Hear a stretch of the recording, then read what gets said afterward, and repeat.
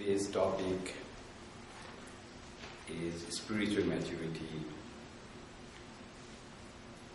We know about spirituality and we consider it a very important part of our life. Without being motivated spiritually, we feel our life is not complete. And we know about maturity also. What is maturity is the full growth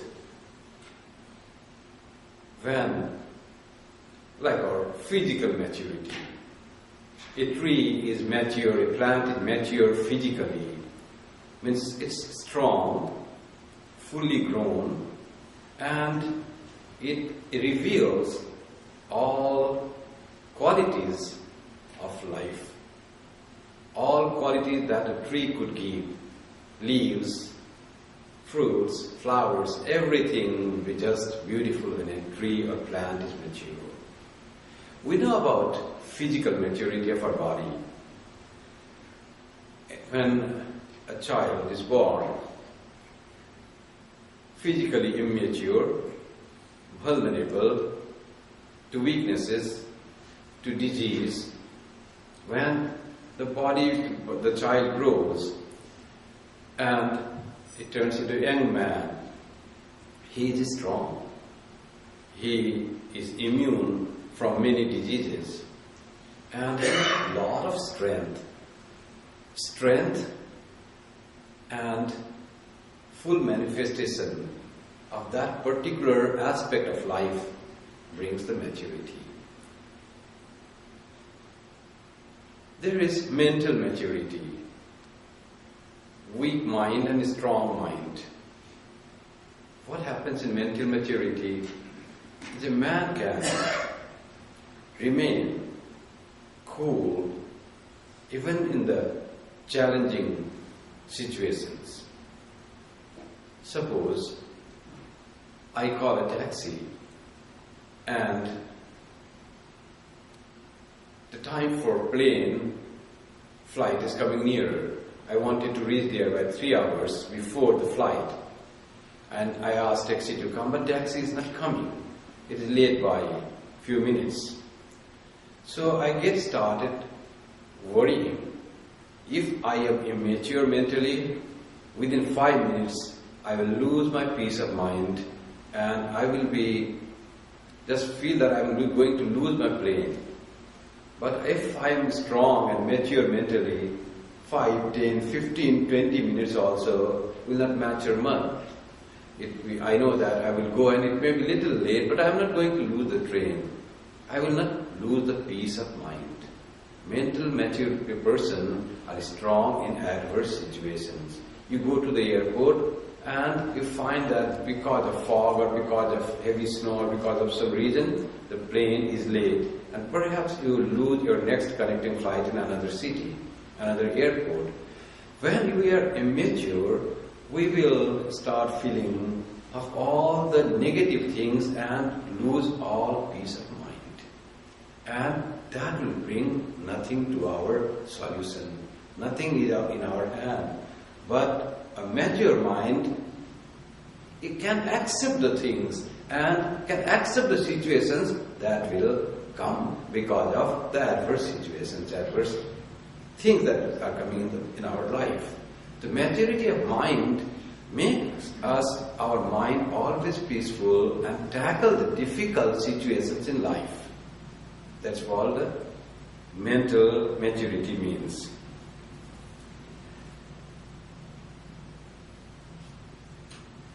Saint Francis of Assisi has a beautiful prayer. He says that, Lord, give me strength to change the things that I can change in myself or outside myself. Give me the strength to change the things that I can change. Give me the knowledge to endure the thing that I cannot change. I have to accept that endurance about the things that are unchangeable by me. Then how to distinguish between these two? Which I can change and which I cannot change? It is difficult. Then the third prayer says, give me that understanding by which I can distinguish between these two. This much I can do, further I cannot do. So unless that understanding is there, you will be in stress. So that is the mature prayer for maturity. To be able to strive for the change that we can change, to accept the things that are unchangeable, and prayer for having the wisdom to distinguish between the two. Now, about spiritual maturity. What will happen? Why we want spiritual maturity? What a spiritual mature person will do? They say that the day we want to have God in our life, or to have spiritual idea about ourselves in our life, that we want to consider ourselves as spiritual. Something is there beyond this seeming world that I see outside and that I see in my body and mind. There is some higher dimension in life which is more real to me, which we call the spirit. When we start seeing this, we have started in the path of growing mature spiritually. It takes time. When we are in the stage at the beginning of spiritual journey, we need to guard ourselves so that one day we become fully strong and grown up and mature spiritually. And the path we tread is not easy. We have to strive with that path when we can really make our lives dependent on what we call our spirit, or if you are a devotee type of person, on God. God is, as explained, is our spirit fully manifested. Where we find our spirit fully manifested, we call that God. What will happen by spiritual maturity? The one thing that will happen is we will be able to understand the meaning of life. Why this life? What is the meaning, after all, of living?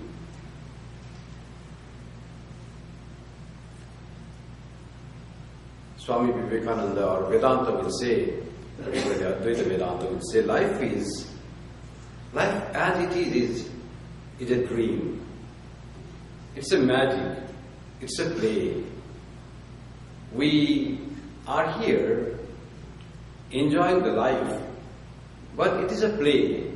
As the hockey players go to the arena and play for the time being, we have also come to play in this world, and it is just a fun to play here.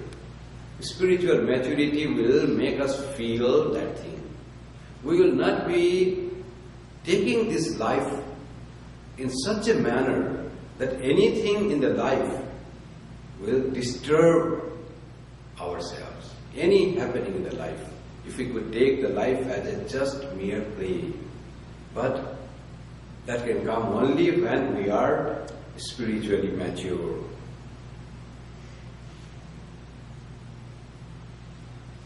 There is something in this life. What is meant by life is a play. Life is dream. Life doesn't seem to be dream to us. It seems so real. But to have a belief that there is a higher living beyond this life. As in the dream, we say so many things which do not mean anything. But in the dream, they seem to be so real. We sometimes say we are flying. Some people may see they are flying. One person called me today and said, Swami, I saw you in a dream and you are in a white dress, you were a brahmachari. He never saw me as a brahmachari. You were in a brahmachari dress and you had come to our house. And I asked you, Swami, where have you come? Why have you come to this house? And you said, I have come to meet my mother. That means my mother is your mother? I asked my mother, is he your son? Then my mother just left the place. She didn't reply anything. You see how unconnected thing. That person I met only in Canada. I have no relation, he doesn't know before this. But in the dream, anything is possible. Then I explained to him, you see, mothers are the manifestation of Divine Mother. Every mother is the manifestation of Divine Mother in various forms. Everyone is mother to all of us. That motherly quality is there. So your mother is my mother in that way because she has this part of our mother, the universal Divine Mother. But anyway, those types of things come in the dream which we never think in the world. When we get up, then we feel, oh, it was a dream, it was unreal, it was an imagination. The same thing with us when we are in this world. Everything seems to be so serious, so important. Every little bit thing in our particular stage seems to be so important. Even in this very life, when we grow and leave that place a few years back, we see back what had happened that time. When I was in my school, why did I get so angry to my friend who had said a little thing to me that doesn't mean anything, or who had taken away my so to say, I had brought a chocolate from my parents, and one of my friends snatched the chocolate and ate it. And I became furious and I was very angry and I pushed that boy or girl. Now we look behind and say, why did I do that? It was foolish of me to think that so seriously. It was not that serious what one chocolate eats and what doesn't eat. But for that moment it was very important for me. It was taking as if all my possession, as if I will lose everything in my life. That happens when we are immature. This life seems to be, the happenings of the life seem to be very, very important. If we lose little money, somebody steals, somebody cheats, we think so greatly that as if everything has been lost. But when with the maturity of the mind or the spiritual maturity it comes, these are all the passing phase. The spiritually mature person will say, this shall not be, this too shall pass. It will not be like this. Everything changing, everything changes. We are aware of that. And nothing in the life is that important. What is important is to be aware of that reality which does not change. To be more concerned with my real nature which is unchangeable. My spirit or my God. If we can be more, walk with God, more often, be with God, live with awareness of God, we tend to be more mature spiritually. When we are spiritually mature, what happens? Lots of adverse situations, they cannot touch us. Immature person is like a candle. Little breeze blows and the flame, it wavers, it shakes. Candle in the wind, they say. But suppose, imagine a candle that is burning and wind is blowing of 50 kilometers per hour, and that candle can stand still without being blown off. That will be the maturity.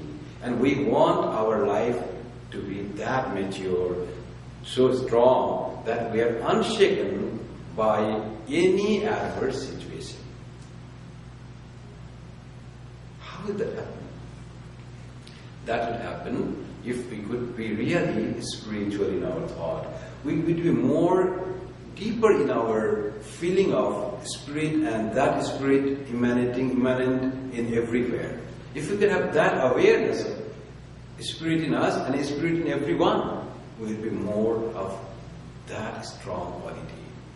And with spiritual maturity comes peace of mind. which cannot be changed. A broad outlook. Sometimes very strong, mentally mature, intellectually very sharp and mature person are spiritually so weak. Swami Vivekananda used to say, you may be a great scholar, a university professor giving big lectures in the class, but spiritually you might be just a baby.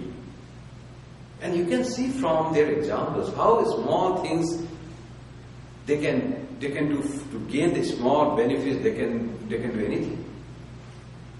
There is so much of competition. There is so much of desire for a small name and fame in this life in big scholars.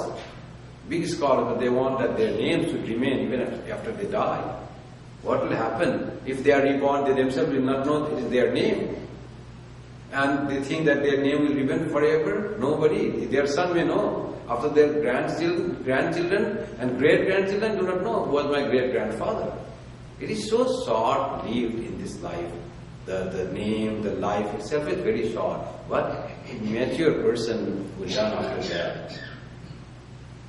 People for big scholars, professors, they have so much of jealousy and competition among themselves. Research scientists, big scientists, who will publish their discovery first and will have the name. Having no larger picture that what I am doing will benefit the mankind. Doesn't matter if I do or any other person does. But I want to get something that will be of utility for the humanity. That should be the aim of the scientist. Doing something for the sake of knowledge, something for the sake of humanity. Not for small little self that is lived for so short a time. Whether you are recognized in this world or you get a Nobel Prize, what does that matter? How much days it matter? You get the Nobel Prize, name flashes in your newspaper and the television, you are happy that day, become celebrity. After next year it will be forgotten, there will be another Nobel Prize winner. So everything, all glories of name and fame are very short-lived and really do not matter much to our life. What matters is cultivating our mental qualities, spiritualizing ourselves, looking deep into the reality of our nature. That matters much. To set an example of what a spiritual maturity can do. Spiritual maturity will make you very peaceful. And we know how we lose our peace of mind. We lose peace of mind because of hatred, jealousy, competition, and not fellow feeling. There is no fellow feeling. There is no feeling of my brother, my sister, my own person is not there. There is no forgiveness. There is no power to adjust. There is no compassion. With these qualities lacking in me, loser is myself. I myself become totally disturbed person. And when in a spiritual, mature person, what happens? I give the example of Sri Ramakrishna, who can be more spiritual than these prophets and God-men.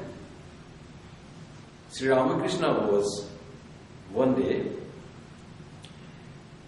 he was intoxicated in God awareness, forgotten everything.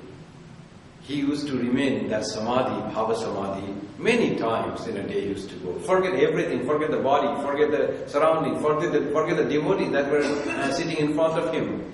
And suddenly go into that state of blessedness which is close to our real nature.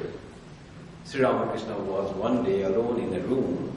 It was a little dark in the evening and he was lying down. That time, one man came, he was a priest in another temple.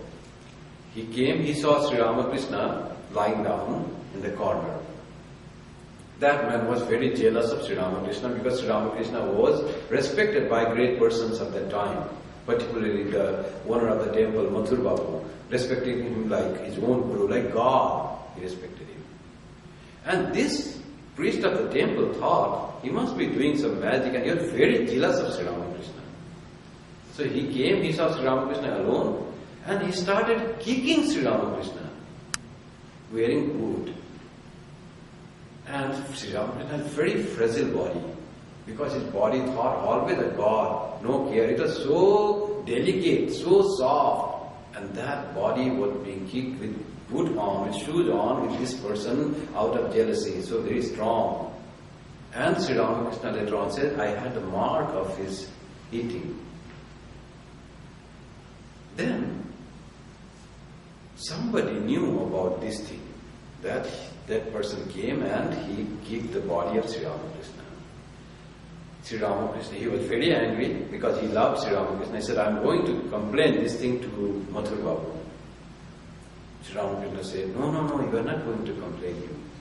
Because if you say anything against that man, and particularly he just kicked me without anything, without any situation, then he will become very, very angry against me. So promise me thrice that you are not going to complain to say anyone about this incident. And he promised that Sri Ramakrishna was peaceful. How this forgiveness comes. He didn't have to think many things. He was just forgiving for anything that came to him. This forgiveness comes with the spiritual maturity. When you are mature spiritually, you can forgive anything. I don't know if you have heard that story or not.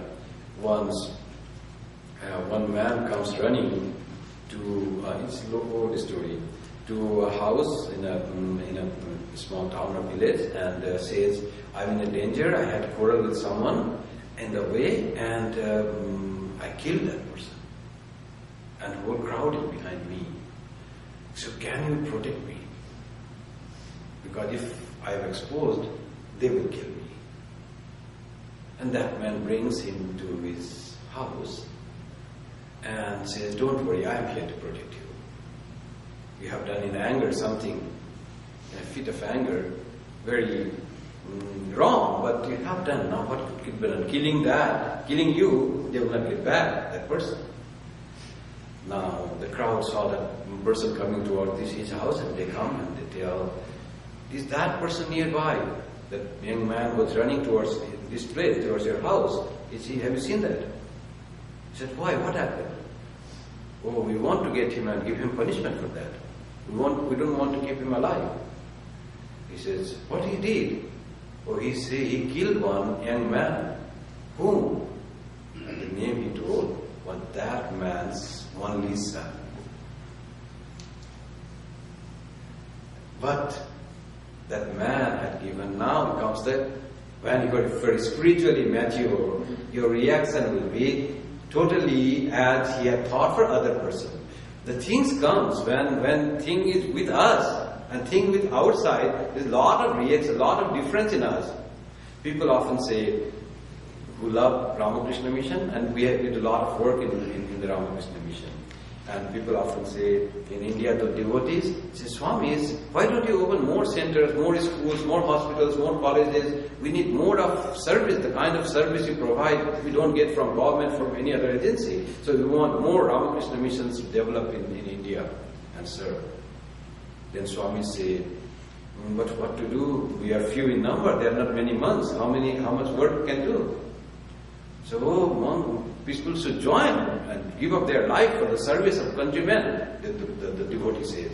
They should come forward and should join. People should even give their children. So what happens, sometimes his own child, his own son, or her own son wants to join the order. She is very depressed, or he is very unhappy, very sad. What happened? My son wants to become a monk of the Ramakrishna order.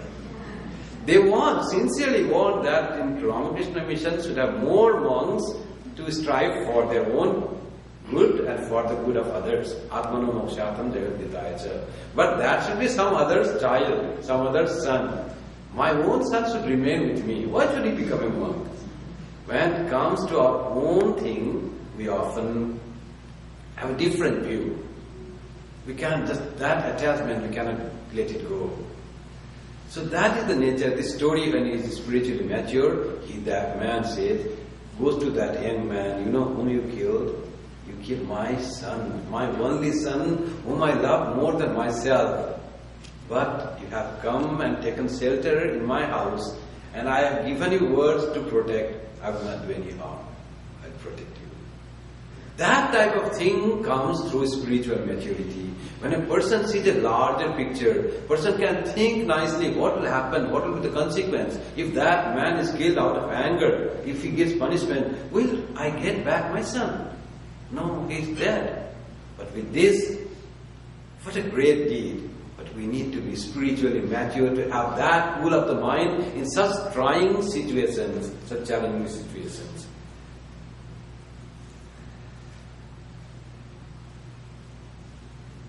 What will happen when we are spiritually mature? We'll have knowledge. Knowledge of what? Knowledge of our real self. But that knowledge of real self should begin from the knowledge of ourself as we think now. That is very important to look future and arrive at what I want to see myself as. Unless where I stand, I know this. How can I progress? I need to know my little self that I identify now with. Actually, even that we don't know. What are my strong points? What are my weak points? What are my likes? What are my dislikes? I need to be aware of all that. What are my defects? Holy Mother says, try to know, learn your own defects. Don't find faults, don't find defects with others, but learn your own defects. When we are aware of what weaknesses and defects we have, we will be able to remove that and see and try to reach that, the goal, the knowledge of our real self, free from all defects and all weaknesses. We need to know that even. Otherwise, what will we remove? So find your own faults, see your own defects, and then aspire to reach the real self. The second thing, Swami Vivekananda says, that spiritual maturity will make you to have the courage to deny the will to live. The attachment for life, strong desire to live in this world itself is a weakness. And that makes all our weaknesses come into us. The denial of will to live. So that seems to be strange. But if we think just to live without any purpose, just prolonging the life without any purpose has no meaning at all. So life should have some purpose to live. Here we are here to have the experience. What is the purpose of life? Purpose of life is to have the experience. We have some desires. By that desire we are born to experience those desires. Good and bad, both experience comes and we learn more. Learning through the experience of this life is the goal of this life. And finally, to be free from all desires to experience, to learn, and then we get freedom from everything, even from attachment to live in this life. We live and we learn to finally surrender everything to God. Surrender even our life to God. Lord, it is up to you how long should I live. Lord, it is up to you how much I die. We often say, oh, I wish to die in a sleep, when there will be no pain. But what a spiritually mature person will say? He will say, I don't know how I am going to die. It all depends on God. If He wants me to suffer, I will suffer for the love of God. If He makes me die in a very peaceful way, for the love of God, I will die that way. Even that much of desire, wish will not be there. And those who really have that much of surrender to the love of God, really do not suffer. We see suffering, a lot of them, oh, so much of trouble they are going through. But their mind is in the state of that joy. When they are in communion with God, they can think that God has given this. Their most beloved being has given this thing to clear off all the experience that that person has needed to have in the life. We need to undergo the experience. And that we have to go. And when we suffer, we are in fact we are just experiencing and removing those experiences that are bound to come in our life. That's one good thing when we suffer. That all those which are meant to suffer are being experienced and being removed. And what will happen the next? The next will come same-sightedness. Swami Vivekananda says, when we are spiritually mature. The equanimity, same-sightedness. Inequality, Swami Vivekananda says, inequality is the source of all bondage. Inequality is the source of all bondage. What is same-sightedness? Seeing everyone in the same way.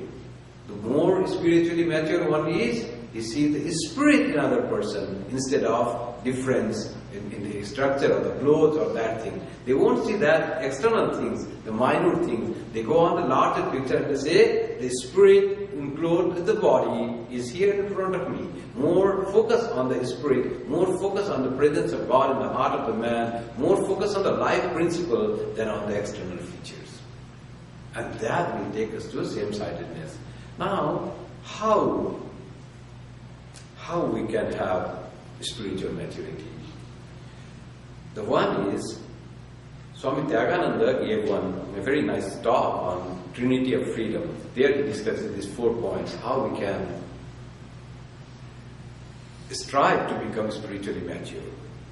To become spiritually mature is, we need to have the ability to observe things without reacting immediately. So we see the things but don't react immediately, not even external reaction, even mental reaction should not be there, whatever comes. For that we need to learn to be a spectator, a witness. Oh, this thing is happening. Just separate from the play. Don't be involved in the play. See from outside and say, oh, these things are happening. Just know that and don't react. Don't give any comment on that. Don't give any judgment on that immediately. Think and then later on it should be done that way. It was that. When you do this, give this time frame for reacting to the situations, then you will find that you are more mature and you are dealing it more in a better way.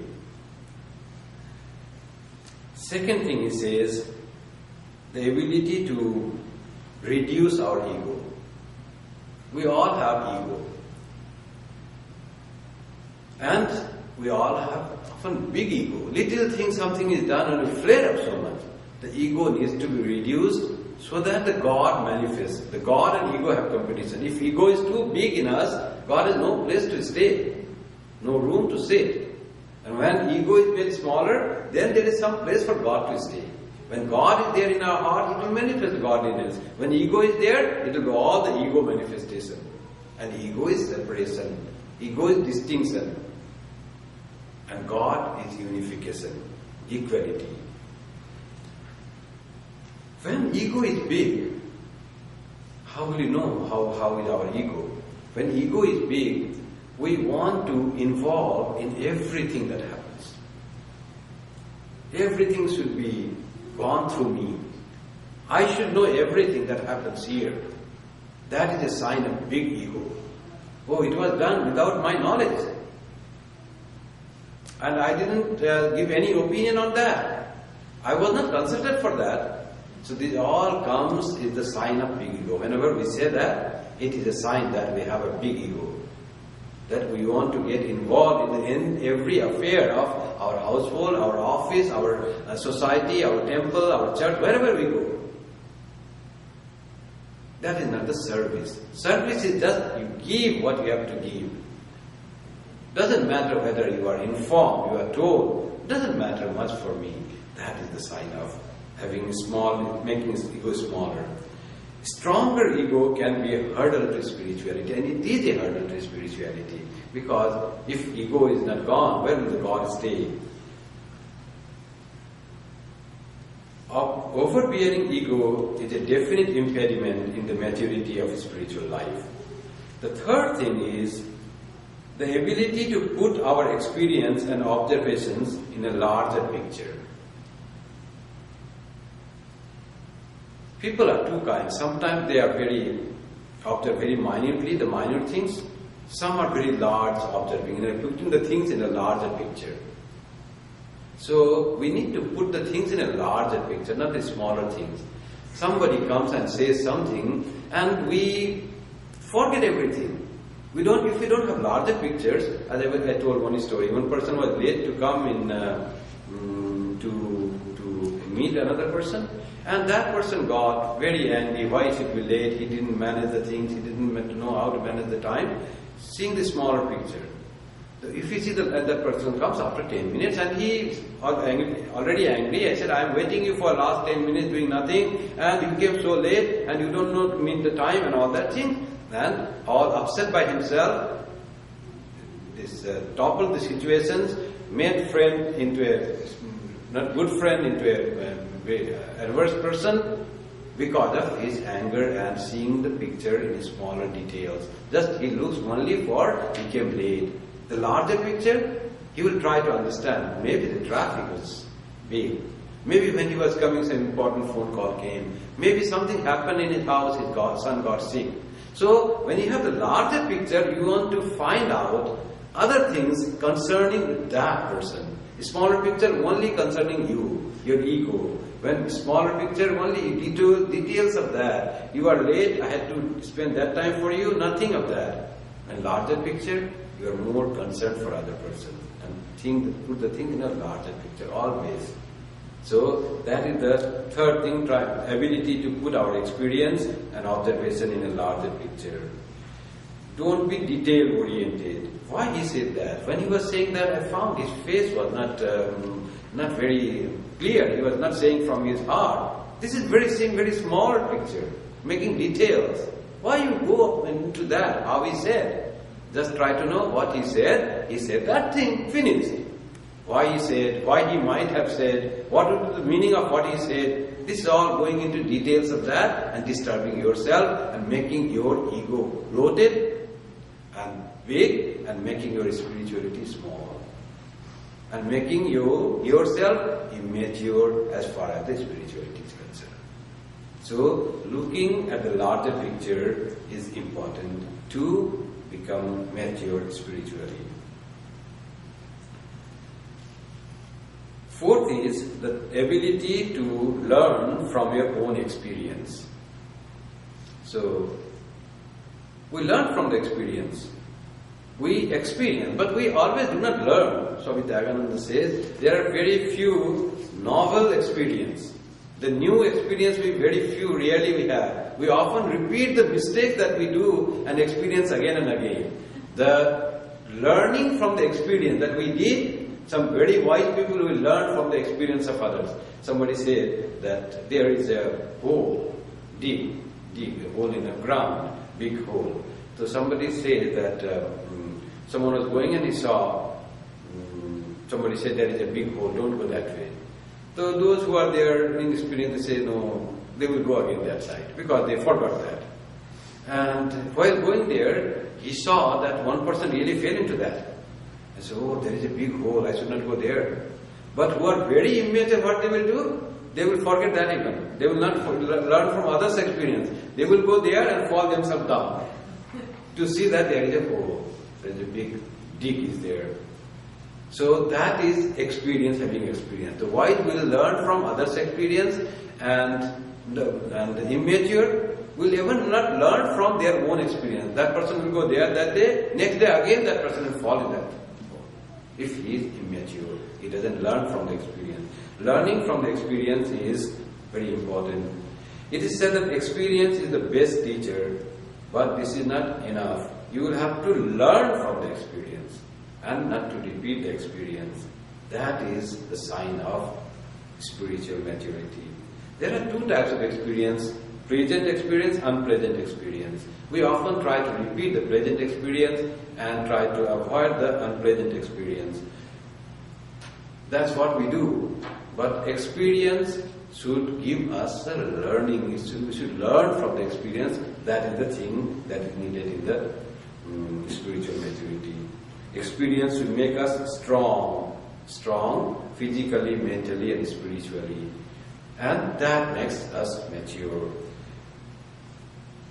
So, the 4 points how to become spiritually mature, to summarize again, is develop the ability to observe things without reacting immediately.